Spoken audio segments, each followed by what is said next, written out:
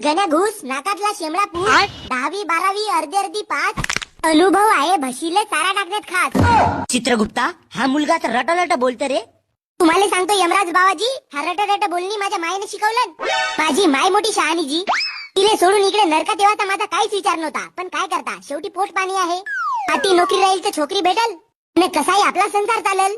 बापू गण्या, तुला पृथ्वीवर नोकरी नाही भेटली का रे? आय एम एक्स्ट्रीमली सॉरी टकलू सर, पण आपली तारीफ. माय सेल्फ चित्रगुप्ता.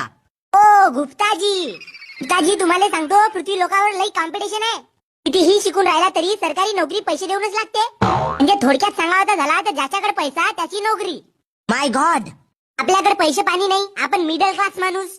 बरं सांग बापू, आपल्या जीवनात किती पाप केलास? यमराज सर, आपल्या जीवनात मीनं पापच पाप केलो. एक्स्ट्रा क्लास म्हणून सवितीला ओयो मध्ये नेलो. बापाचे पैसे चोरून बिडी पेलो. एक्झाम मध्ये फेल होण्याचा भेव म्हणून चीटिंग केलो.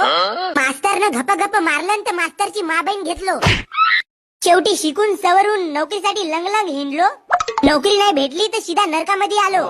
आपला मन आहे पूर्ण साफ, दर 2 घंट्यातून करतो एक मोठा पाप.